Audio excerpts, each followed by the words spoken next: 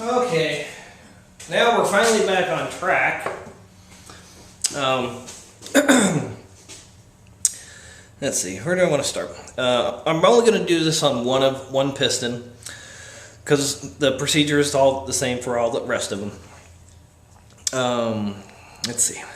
Remember, just like our main bearings, there was a groove to index the bearing in both the rod and the rod cap.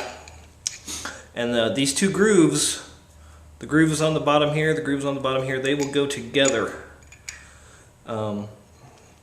So I've seen people do that by mistake and have the one groove on the rod over here and then the groove for the cap over here.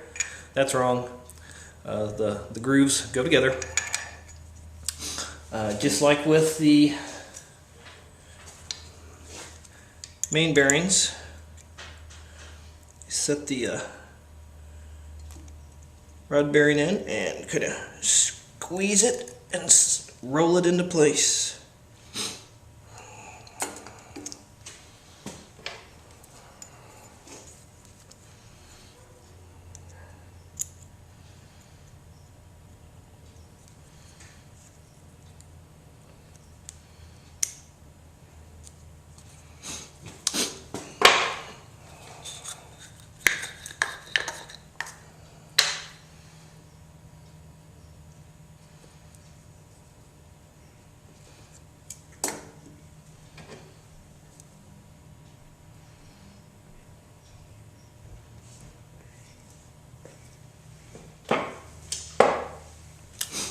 Now, next thing, before you slide the piston's going to go in the top of the cylinder. Before you do that, there's a couple things to check on that cylinder before you start the process. Take a piece of tubing or a rubber hose or something. This is just a piece of tubing that I cut a slit down the side. Put this on the bolt. That way when you're putting the piston into the cylinder, you can't bump the threads of the stud onto the crankshaft and put a dimple or some dents in the crankshaft, possibly causing you premature bearing failure. So, little trick to do. Well, it's not a trick. I mean, everybody, no, I won't say everybody. This should be common knowledge. If you're putting an engine together, you should know to do this, but maybe you don't. So that's why I'm telling you these things. Next, almost every piston is either going to be marked front or going to have an arrow. This particular one has an arrow pointing towards the front of the engine, so I know that this piston is going to go in this way because it's got an arrow pointing towards the front. Another step, you don't have to do this, but well, sometimes you do have to do this.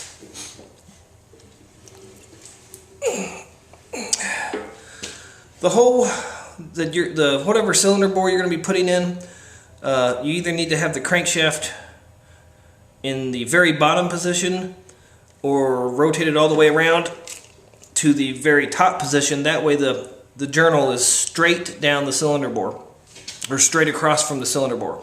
Because if you have the crankshaft way over here, trying to get that connecting rod down through the cylinder and then angled over and up around this bearing journal, with those studs in place, it might not be able to make that turn. So I prefer to have the crankshaft as far away from the cylinder, well, straight across from the cylinder as possible, versus having it really close to the cylinder. So that's the way we're going to do it, is have it straight away from the cylinder, as the bottomed out of the bottom dead center for that particular cylinder that we're going to be putting together.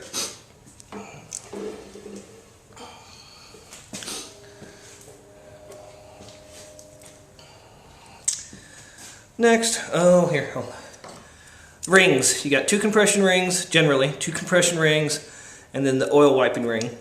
Oil wiping ring, as I showed you before, has 3 pieces.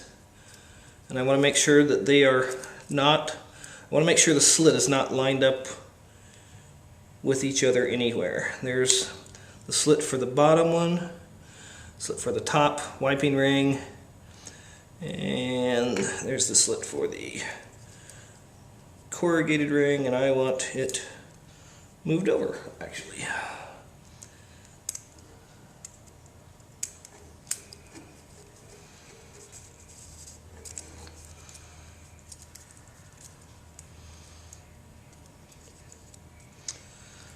Rule I have always used is 120 degrees away from each other. Some books say 90, some people say 180. I've never read it in a book anywhere for 180, but I do 120. So I've got my oil wiping ring at 120. Now my compression ring, my bottom compression ring is, the split is here. So my top compression ring, I'm going to put it slit about there.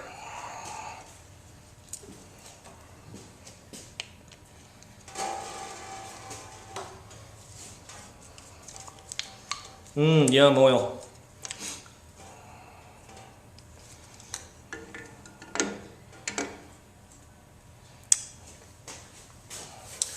Next we've got to use a ring compressor. There's lots of different styles of ring compressors.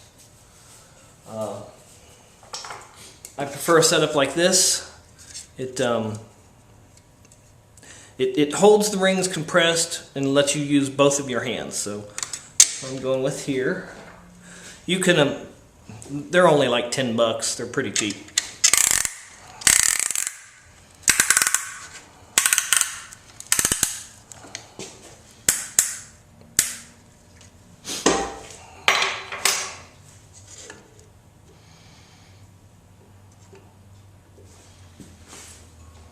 Now get your big hammer. No, I'm not hitting.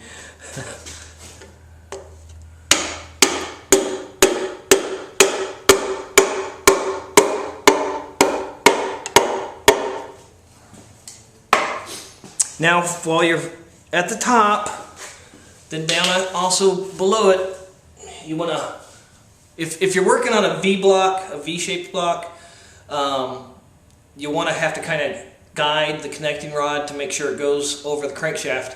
Since I'm working on a 4-cylinder, I've got the cylinder straight up and down, so obviously the connecting rod is going to be hanging straight down like the pendulum of a clock that isn't going tick-tock, and one that it's just hanging straight down. But if you're doing a V-block, unless you can turn that cylinder bank over to where it's straight up and down, you will have to kind of guide it from the bottom.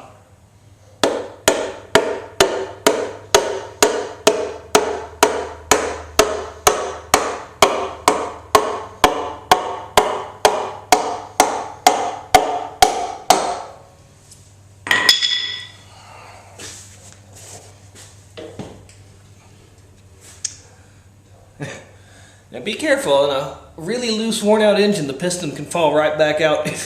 I normally would not turn this over. I'm just all the way upside down. I'm just doing this so you can see.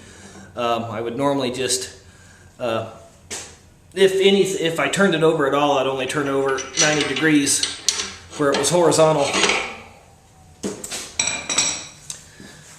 So see, if I didn't have my little rubbers here, I could have accidentally bumped the journal on the crank.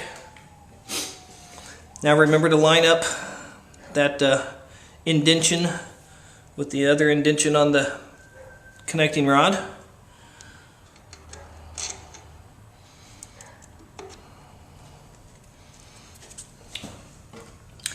I'm not going to torque these all the way down right now. I'm just going to put it together lightly so I can rotate the crankshaft to another position so I can put another piston in. Because I'm also, when I torque these down, I'm going to show how to use Plastigauge.